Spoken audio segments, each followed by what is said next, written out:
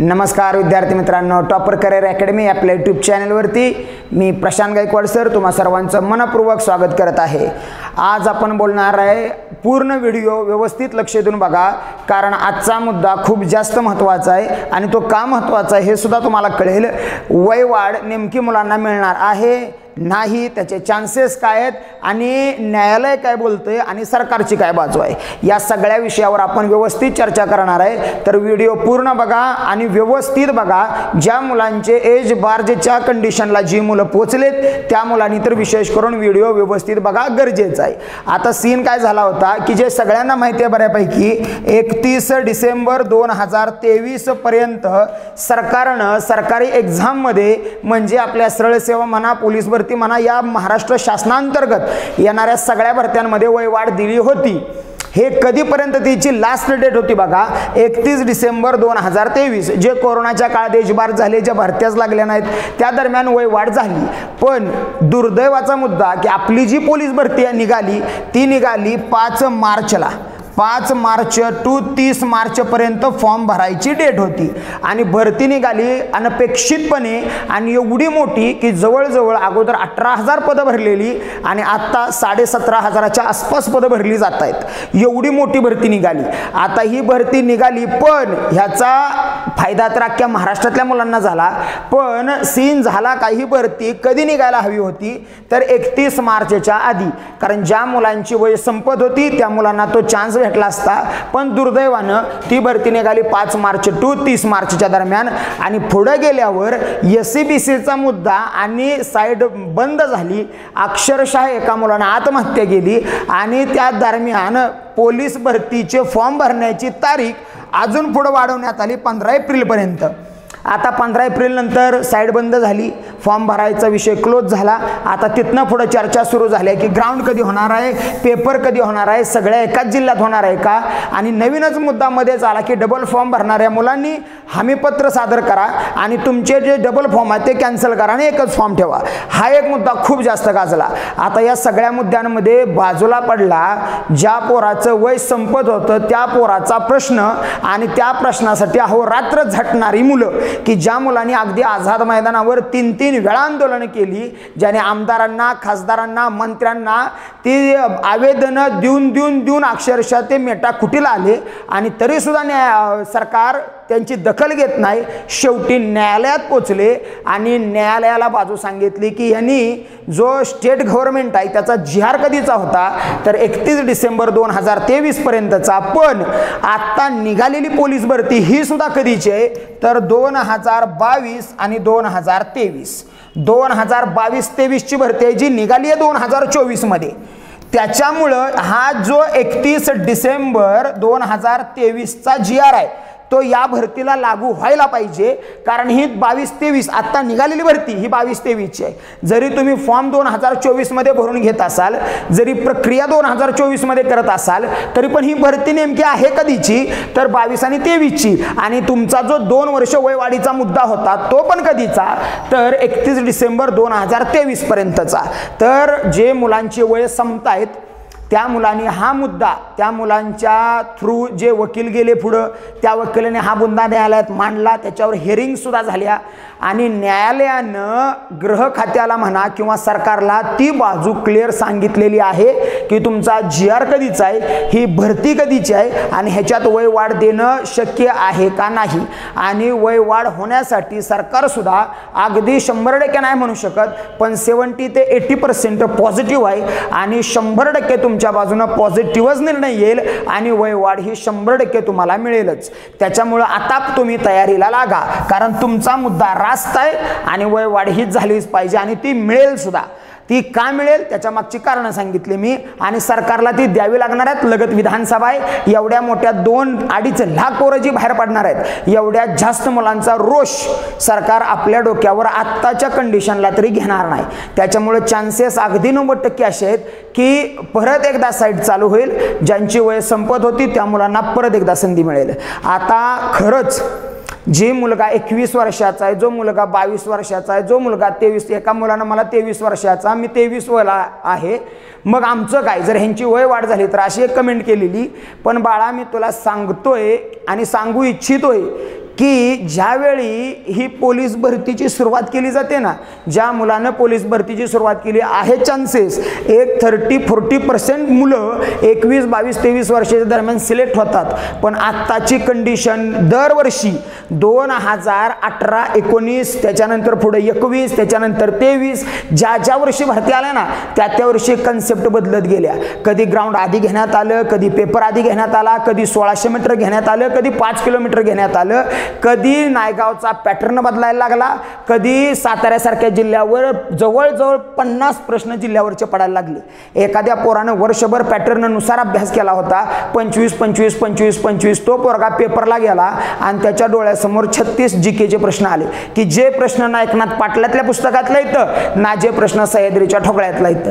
मग त्या पोराचं ते वर्ष त्यानं क्रायटेरियानुसार अभ्यास केलेला सगळा वाया गेला आणि तो पोरगा सिलेक्ट नाही झाला. आणि एक भरतीची प्रक्रिया व्हायला जवळजवळ 2 वर्ष कालावधी जातोय. फॉर्म भरल्यापासून ग्राउंड होईपर्यंत, मेरिट लागेपर्यंत, तो पोरगा जॉईंट होईपर्यंत जवळजवळ 2 वर्षाचा कालावधी लागतोय आणि मग निघते ती दुसरी भरती. त्याच्यामुळं या मुलांची वय कशी वाढतात ना ह्या वयात कळत सुद्धा नाही पोराला.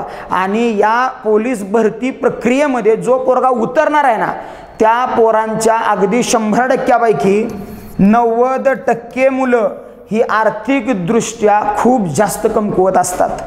आर्थिकदृष्ट्या म्हणजे अक्षरशः सांगतोय की एका दिवसात 2 टाइमचा डबा सुद्धा ही पोरं खात नाही. ती 2 टाइमचा डबा न लावता एकाच टाइमचा डबा लावतात, कारण 2 टाइमचा डबा लावायला मेसला पैसे उडायचं. काय माझे विद्यार्थी माझ्या डोळ्यासमोरनं गेलेली पोरं अशी आहे ती की जी रात्रभर वॉचमनचं काम करायची आणि सकाळी ग्राउंड करून घरी जायची आणि घरी म्हणजे कुठं रूमवर 1-2 तास झोपायची आणि परत लायब्ररीत जाऊन बसायची.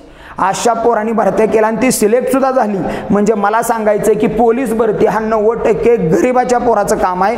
ह्याच्यात 10% फक्त मुलं हे आर्थिकदृष्ट्या सक्षम असलेल्या घरातले असतात.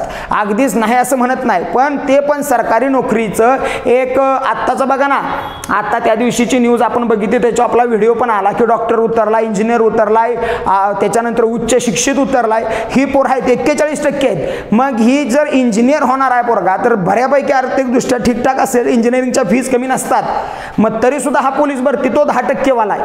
पण 90% वाला माझा पोरगा जो 12वी झाल्यावर डॉक्युमेंट काढतोय आणि जो अहोरात्र मेहनत घेतोय, दुर्दैवानं नशीब साथ देत नाही, दरवर्षी 2-3 मार्कानं राहतोय.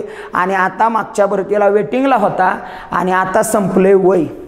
आता काय करू, एक लास्ट चान्स पाहिजे म्हणून सरकारच्या त्या मंत्रालयांच्या त्या विधानसभेच्या पायऱ्या झिजवते पोरग, जे आझाद मैदानावर त्या मुकुलसारखं पोरग आपण सल्यूट करतोय त्याला, त्या पोराचा वैयक्तिक काय स्वार्थ आहे ह्याच्यात, ते अहोरात्र झटतंय, ह्याला फोन कर त्याला फोन कर, काय त्याचा स्वार्थ काय आहे, एकच स्वार्थ आहे की माझ्यासारख्या शेकडो मुलांचा जो वय अक्षरशः पोलीस भरतीमध्ये बर्बाद झालोय त्या पोराला एक संधी मिळावी आणि माझं एका संधीत माझ्या आयुष्याचं कल्याण व्हावं, माझ्यासारख्या शेकडो पोरांचं कल्याण व्हावं. अशी पोरं झटतायत, ही गरिबाची पोरं आहेत. त्याच्यामुळे सरकारनं थोडा तरी विचार करावा. जी तुम्ही 50, 60, 70, 80, 90, 100 वर्षापर्यंत आमदारकी गाजवताय, तिथं तुम्हाला वयाचं लिमिट नाही. आणि इथं माझं पोरग 1 वर्षानं आयुष्यभराच्या भाकरीला जर मुक्तय तर फरक पडतोय काय. आणि मागणं हे असं नाही की हे लॉजिकली नाही, हे असंच इमोशनली बोलतोय, हे 100% लॉजिकली आहे. कारण 2022-23चीच ही भरती आहे आणि तुमचा GR 31 डिसेंबर 2023 पर्यंत लागू आहे. मग हे जर रास्त मागणी आहे तर मागणी मान्य करायला तुम्हाला काहीही अडचण असली नाही पाहिजे. आणि काय तुमचा वय, अरे तुम्ही गाड्यातनं फिरत असाल तर तुमच्या मागं 15 गाड्या पुढं 15 गाड्या फिरते द्या. आणि तुमच्या घराला वॉचमॅन तुम्ही पोलिसांना उभं करताय काय. ते जर पोरगा जर गडगंज संपत्तीवाल्या घरातला जन्माला आला असता, तुमची पोरं बघा ना उतरतायत का पोलीस भरतीला. कुठल्या मंत्री सोडा, अक्षरशः मी म्हणाल की गावातल्या सरपंचाचं पोरगं पोलीस भरतीला उतरत नाही. त्या मंत्री लय लांबची गोष्ट, ही गरिबाची काम आहे ती. आणि त्या गरिबाला खरंच हे करू द्या बाबांनो. अक्षरशः मनापासून बोलतोय मी की वयवाढ ही झालीच पाहिजे. त्याच्या मागं कारणं आहेत. पोराचं 10 वर्ष बर्बाद झालेत. आता मला सांगा, एखादा पोराचं वय संपलं असेल, ज्यानं आजपर्यंत एका आशेनं की मला वयवाढ मिळेल किंवा मी ह्या भरतीला भरती होऊन ह्या आशेनं त्यानं पोलीस भरतीचा अभ्यास कंटिन्यू केला असेल, ग्राउंड केला असेल, जसं वय वाढतं तसं ग्राउंड साथ नाही देत, बॉडी साथ नाही देत, तरी सुद्धा तो बॉडीला चॅलेंज करून भरती करतोय आणि त्या पोराचं वय संपलं. मला सांगा त्याची 7-8 वर्ष गेलेत ह्या क्षेत्रात. आता हितनं तो बाहेर पडून पुढं करणार काय? पुढं परत एकदा 8-10 वर्ष त्याला एखाद्या क्षेत्रात घालवावे लागतील, त्यावेळी त्याची भाकरी व्यवस्थित होईल तर तो स्वतःचं घर बांधू शकेल. आणि जर वयवाढ मिळाली तर बाबांनो आता जीवाचा हट्टापिट्टा त्याने केलाय, होईल तो सिलेक्ट. अगदी मी म्हणतोय 2.5 लाखातल्या 2.5 लाख जागा पण नाही, त्या 17,000 आहेत, त्या सगळी होतील का? अरे 2% जरी पोरं भरती झाली ना तरी त्या 2%च्या आयुष्याचं तुम्ही कल्याण केलं आणि एखाद्या पोराला ते होप्स निर्माण झाले की माझं काहीतरी होईल, काय ना काय होईल या भरतीला, आणि तो परत एकदा जीवाच्या आकांतानं मेहनत करेल. त्याच्यामुळं अगदी प्रामाणिकपणे सांगतोय की जे निगेटिव्ह बोलतायत वयवाढी संदर्भात त्यांनी तरी समजून जावा, ही आपलीच पोर आहे ती बाबांनो. एक पोरगा सिलेक्ट होतो ना अख्खं घर सुधारतं, अख्खं घर, त्याच्यावर त्याचे आईबाप डिपेंड असतात, त्याचे भाऊबंद डिपेंड असतात, त्याच्या बहिणी डिपेंड असतात. एका पोराच्या मागं किती रुखरुख असते हे बाबांनो. जो जाणता आहे, जो करताय त्याला लय चांगलं कळतं की त्याच्या मागं हाय काय काय आणि त्याला कुणाच्या अपेक्षा पूर्ण करायचेत. आणि जर अशा पोराला नोकरी नसेल तर खरंच पोरं खचत्यात, निगेटिव्ह होत्यात आणि इतकी वाईट परिस्थिती आली की मागं एका मुलानं फॉर्म भरता न आल्यामुळं आत्महत्या केली. त्या SCBCच्या पोरांनी काय करायचं मला सांगा? त्यांना तर सर्टिफिकेटसुद्धा नाही मिळालं आणि फॉर्मची डेट क्लोज झाली. त्याच्यामुळं SCBCच्या मुलांना सुद्धा ह्या गोष्टीचा फायदा होईल की वयवाढीच्या निमित्तानं का होईना ते परत एकदा साईड चालू होईल आणि सगळीच्या सगळी पोरं कॉम्पिटिशनमध्ये उतरतील. उतरू द्या, कॉम्पिटिशन वाढू द्या. ज्याच्या मनगटात दम आहे तो भरती होणारच आहे. तो अहोरात्र मेहनत घेतोय, त्याला ग्राउंड कधी येणार आहे काही फरक पडत नाही. त्याच्यामुळे वयवाढ होणार आहे. याच्याबद्दल जे निगेटिव्ह बोलतायत ना ह्या पोरांनो समजून जावा बाबांनो, हे तुमच्यातलेच आहेत, हे आपल्यातलेच आहेत आणि या पोराला एक संधी मिळाली पाहिजे. उद्या तुझ्यावर देव न करो ही परिस्थिती ओढावी आणि जर ती परिस्थिती तुझ्यावर ओढावली ना तर तुला कळेल की हे बोंबलत होतं त्या गायकवाड सर, ते का बोंबलत होतं, त्याच्या मागं काय लॉजिक आहे, ते का वराडते. ती आई बिचारी वाट बघती माझं पोरगं यावर्षी तरी भरती होईल. त्या आईला माहीत सुद्धा नाही, त्या पोराचं डिरिंग सुद्धा व्हायना झालंय, सांगायचं की माझं वय संपलंय, आई माझं वय संपलंय, मी नाही उतरू शकत. ती सुद्धा सकाळचं उठून ग्राउंडला जाते एका आशेनं की मला मिळेल वयवाढ, मला मिळेल वयवाढ आणि मी ह्या भरतीला उतरीन आणि माझ्या आईच्या समोर मी वर्दी घालून येईन, हे एक स्वप्न बघतंय ती पोरगं. त्याच्यामुळं त्या पोराला न्याय मिळालाच पाहिजे आणि जे वयवाढ होण्यासाठी खरंच अहोरात्र मेहनत घेताय त्या पोरांना आपला सल्यूट आहे बाबांनो. खरंच खूप मोठं काम करताय. हे तुमचं कर्म नक्की तुमच्याबरोबर येईल आणि ज्या क्षेत्रात उतराल त्या क्षेत्रात ह्या सगळ्या पोरांचा आशीर्वाद तुम्हाला लागल्याशिवाय राहणार नाही. त्याच्यामुळं वयवाढ व्हायलाच पाहिजे आणि वयवाढ झालीच पाहिजे. त्याच्या मागची कारणं सांगितल्यात. त्या गरीब पोराचं सिलेक्शन झालंच पाहिजे आणि वयवाढ झाली आणि व्हिडिओमध्ये सांगतोय क्लिअर, बघणारा पोरगा जो काटावर आहे, ज्याचं वय संपलंय, तू मात्र सिलेक्ट झाला पाहिजेस. तू फक्त व्हिडिओ बघत बसू नको, आरामात बसू नको, तुझी वयवाढ होणार आहे. अगदी मी सांगतोय 80, मी सांगतोय म्हणजे मी काय आयुक्त भियुक्त नाही, पण जे काय माझे विद्यार्थी जे काय ऑफिसला आहेत, ज्या पोरांनी मला सांगितलं की सर वयवाढ होण्यासाठी पॉझिटिव्ह निर्णय येतोय, त्या पोरांच्या माध्यमातूनच मी तुम्हाला सांगतोय की खरंच तुम्ही ढिलं बसू नका, तुम्ही मेहनत घ्या, मेहनत वाया जाणार नाही. ती माती, ते ग्राउंड, ते पुस्तक तुम्हाला एवढं परिपक्व बनवल, ज्या क्षेत्रात उतराल त्या क्षेत्रात तुमचं सोनंच होईल. त्याच्यामुळे तुम्ही आता घाळ बसू नका, आता डबल जोमानं तयारीला लागा आणि जे अर्धवट राहिलंय स्वप्न ते स्वप्न खरंच पूर्ण करा.